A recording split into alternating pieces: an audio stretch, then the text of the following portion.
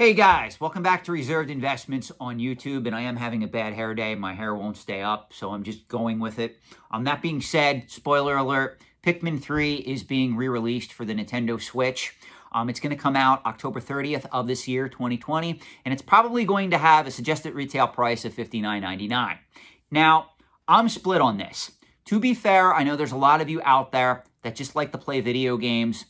You like the fact that Nintendo is going back and re-releasing a lot of their back catalog of games that were released for the Wii U, and they're re-engineering them and they're releasing them for the Nintendo Switch.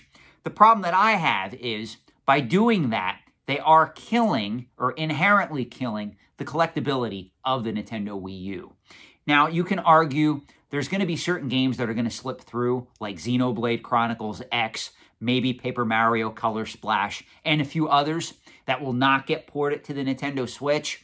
But overall, I really think the collectability of the Nintendo Wii U going forward is limited as a result of Nintendo constantly going back and re-releasing updated versions of their older games. And when I say older, I'm talking in some cases games that are only a few years old. I mean, look at Xenoblade Chronicles. Xenoblade Chronicles is one of my favorite Japanese action RPGs to ever grace a Nintendo console. I'm going to be very honest. I rank this game higher than Dragon Warrior. I rank this game higher than Final Fantasy, in my opinion. Don't hate me, guys. It's just my opinion. Well, when this game came out, first on the Nintendo Wii back in, 2010, Nintendo decided to re-release it again as a launch title for the new Nintendo 3DS handheld. And now that the Nintendo Switch is out, Nintendo decided to go back to the drawing board and re-release Xenoblade Chronicles yet again. So that means within a 10-year time span, we got 3 different versions of the same game, Xenoblade Chronicles. Nintendo is doing this a lot as of late. If we look at The Legend of Zelda, Twilight Princess, that game came out originally as a launch title for the Nintendo Wii. It was then also simultaneously released for the Nintendo GameCube. It was one of the last games that Nintendo released originally for the Nintendo GameCube because at that particular time, production was being shifted to focus on the Nintendo Wii. Well, ironically, back during the Nintendo Wii U's heyday, if it really had a heyday, because let's be honest, the Nintendo Wii U was considered a pretty much overall flop for Nintendo. I think the system only sold something like 14 million consoles worldwide. I mean, that's very low for a Nintendo system. If you compare those numbers to even the GameCube or the Nintendo 64, both those systems have sold a lot more than the whole 14 million units that the Nintendo Wii U sold. So when we analyze the market for a lot of these titles, Nintendo is going back. They're taking games that were released literally just a few years ago, and they're refreshing them, and they're re-releasing them for the Nintendo Switch, or in the case like the Nintendo 3DS with Luigi's Mansion, they're releasing it for other systems at present time. We have never had a point in video game history where publishers have been so aggressive with re-releasing previously released games as we do today in the year 2020. So this is going to affect the market for collecting modern era video games going forward. This collecting market does not exist in a vacuum, guys. We can compare collecting modern era video games to comic books, to Magic the Gathering cards, to modern era Pokemon cards, to even toys. These markets all operate under the same fundamentals. So when people say to me, well, Sean, I'm investing in a factory sealed copy of Luigi's Mansion 3 for the Nintendo Switch because 10, 20 years from now, someone's going to want a factory sealed copy of that game because they may have grew up with a Nintendo Switch. I kind of have to laugh at these people. There are so many other investment opportunities that you can put your money into if you are looking at it strictly from a financial investment. Now, to be fair, if you want to buy a copy of Luigi's Mansion 3 and you want to play it because it's a great game, you have the money to do so, by all means, please feel free to do that. But do not try to invest or speculate in a lot of these modern era video games at present time.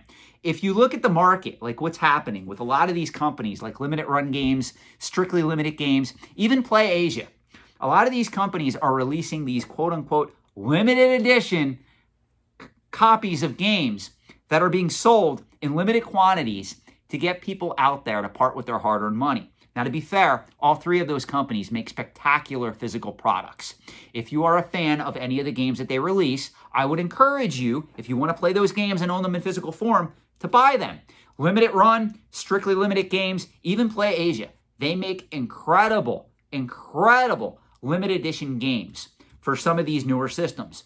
The problem is, this harkens back to what happened in the 1990s with comic books, where a lot of publishers were releasing limited holofoil covers, or a lot of comic books were being released in limited edition format, where if you didn't buy them during the week that they came out, you missed out on them. Well, today, those items have no organic collectability, guys, with few exceptions.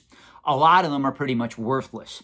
So that being said, I really see a lot of these games that are being released by a lot of these publishers following that same mantra. Now, I don't think they'll ever be truly quote-unquote worthless, because let's be honest, if you have a Nintendo Switch and you want to get a copy of Xenoblade Chronicles, by all means, it's a great game. It's an A+ game, in my opinion. If that's the only system you have, you should buy a copy of Xenoblade Chronicles if you are a fan of Japanese-era action RPGs. So, it will always have some value, but I don't think it's going to be as collectible as some of you out there think. Because I've said this before, just because the market is going all digital, which I predict is going to happen within the next 10 years. I mean, if we look at what's happening right now with the Sony PlayStation 5, the Sony PlayStation 5 is going to be sold in two different formats. There's going to be the disc-based format that is coming onto the market, and there's also going to be a digital-only version. Well, I predict that's going to be the norm going forward, at least for the next several years. And I really think if there is a PlayStation 6, if there is a PlayStation 7, either one of those consoles, either the PlayStation 6 or the PlayStation 7, is going to be digital only. Sony, Microsoft, even Nintendo, a lot of these companies, they're not going to release physical media at some point in the future. That should not mean, though, that every game that they released subsequently before that time is going to become collectible. I don't see that happening. I think the market is going to change and evolve. Remember, guys, video games are still a very speculative collecting category. Now, I do believe video game collecting is going to eventually become an established market in the antiques and collectibles trade. But at present time, it is very speculative. Whether we look at the prices being paid for graded games, vintage video games, or even modern era video games, the market is too new for a lot of these products. That being said, once that market does become established, that market is going to change and transform. That doesn't mean that everything's going to crash, everything's going to go to zero. I've said this before as well. There's a lot of people that are buying this stuff that will make money, but there's also a lot of people that are analyzing the market completely wrong, and they will lose money, whether they're buying graded games, whether they're buying vintage games, or whether they're speculating on modern era video games. And in my opinion, you must understand the risks, and you must not allow your passion to dictate what you want the market to become. Because collecting categories, much like financial markets, they don't care what you want. They just are.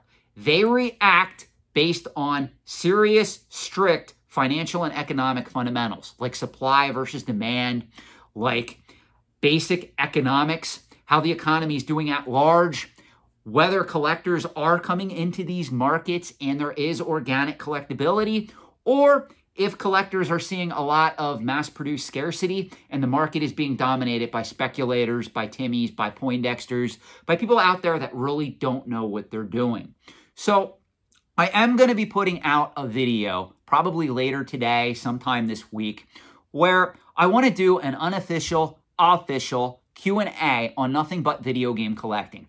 And I'm going to field questions from you guys to put in the comment section of that video, not this video, but that video once it's released, where I will take your feedback, your questions, and we will do an in-depth Q&A on nothing but video game collecting. Whether we talk about vintage video game collecting, modern era video game collecting, or even graded video games, or even vintage computer collecting, because that is a thing. I'm a huge fan, I've said this before, of vintage Apple games, vintage Commodore games, even a lot of the DOS games that came out in the 90s, like Phantasmagoria, Seventh Guest. I love all that stuff, guys. So whatever you want to ask me about those markets is going to be your chance when that video premieres. So I just wanted to have a small conversation with you guys because I have split feelings about Nintendo releasing Pikmin 3 for the Nintendo Switch and charging $59.99 for it, even though it is the enhanced DLC included edition, when I really think Nintendo should have just went ahead and released Pikmin 4 and forgot about Pikmin 3 being ported to the Nintendo Switch. That's just my opinion. I'm curious to hear your thoughts. Let me know what you think in the comment section below.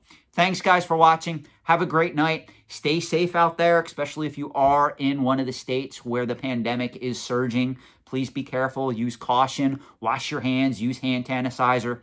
Take care of yourself and each other. Thanks, guys.